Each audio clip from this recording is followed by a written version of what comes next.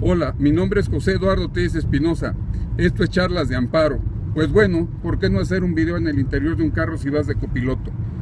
El día de hoy vamos a empezar a hablar sobre lo que es el amparo indirecto. En los videos anteriores te hablé sobre el concepto de amparo, los principios que rigen al mismo, hice referencia a las excepciones, ¿te acuerdas? Hablamos de definitividad vertical, horizontal, hablamos de principio de relatividad, hablamos de declaratoria general de inconstitucionalidad. El día de hoy vamos a empezar hablando ya sobre lo que es el amparo indirecto. Este amparo indirecto está establecido en el artículo 107 de nuestra nueva ley de amparo. Antes estaba en el 114 de la anterior ley. Y vamos a empezar por la fracción primera. 107 fracción primera, que establece que el amparo indirecto procede contra normas generales con motivo de su entrada en vigor o con motivo de su primer acto de aplicación.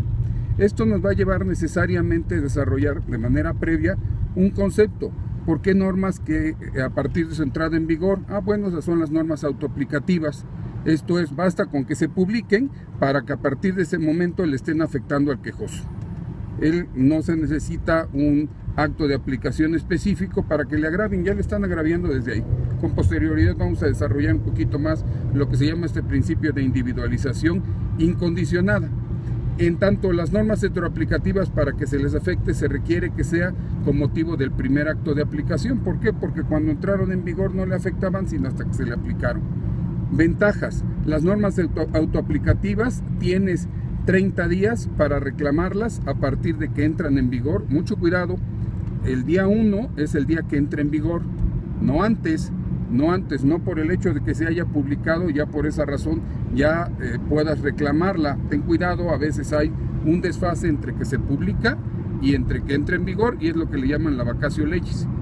Entonces es a partir del día 1 que entró en vigor, y así lo establece el propio artículo 17 y 18 de la nueva ley de amparo, por cuanto a que en ese se establecen los cómputos para poder acudir al juicio de garantías. Reitero, normas autoaplicativas, 30 días con motivo de su entrada en vigor o 15 días con motivo de su primer acto de aplicación, al igual que las heteroaplicativas.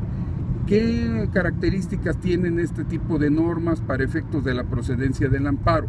Imagínate que estás redactando una demanda de amparo, desde luego es demanda de amparo indirecta. En esta primera etapa vamos a ver eso, cuando estás señalando a la norma como acto reclamado. La nueva ley de amparo tiene algunas innovaciones. En estas innovaciones lo que se establece es que solamente se va a señalar al secretario encargado del refrendo y al director del Diario Oficial de la Federación o el Periódico Oficial del Estado, o quien está encargado de su publicación, si es que hay vicios propios en el acto de publicación o de refrendo.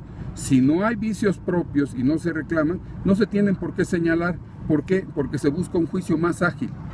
¿Te acuerdas? Antes era un poquito más complicado tener que llamar a fuerza al secretario encargado del refrendo, al director correspondiente del Diario Oficial o del Periódico Oficial del Estado. Ahora no lo tienes que hacer si no le reclamas vicios propios. Esa es la primera característica. ¿A quiénes señalas como autoridades? Pues desde luego establece la ley de amparo, dice a quienes hayan intervenido en el proceso de su promulgación, encargada de su promulgación. Si lo interpretas a la letra, daría la impresión que solo señalarías al titular del Ejecutivo. Sin embargo, en la práctica, en los tribunales, haciendo un análisis sistemático de toda la ley de amparo, se está entendiendo que se señala al titular del Ejecutivo y al titular del Legislativo. Pensemos en una ley federal: Presidente de la República, titular del Ejecutivo, Cámara de Senadores y Cámara de Diputados por separado como encargados del Poder Legislativo. Si fuera en un estado, pues sería gobernador del estado y su Cámara de Diputados, porque bien sabemos que los estados no tienen Cámara de Senadores. Entonces es muy importante en esta parte, aquí hay esta variación en las autoridades. No tienes que señalar a nadie más por cuanto hace a la inconstitucionalidad de la norma. Ahora bien, en amparo indirecto señalas como acto destacado la norma. Es un acto concreto que lo vas a reclamar tanto desde que entra en vigor, si es autoaplicativa, o con motivo de su primer acto de aplicación, sea heteroaplicativa o autoaplicativa. ¿Cuál va a ser la consecuencia si se llega a declarar la inconstitucionalidad de la norma?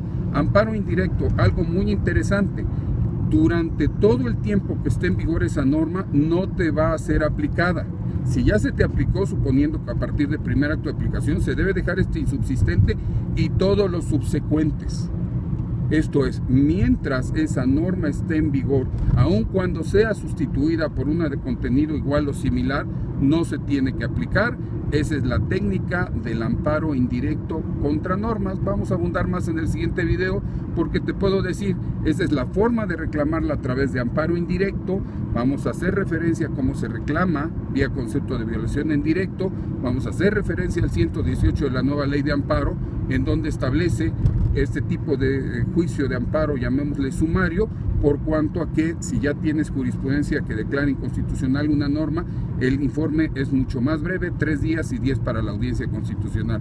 Pero bueno, es una forma hoy de innovar a bordo de este viaje rumbo a México por la tarde, en donde tenemos una charla y vamos a seguir platicando.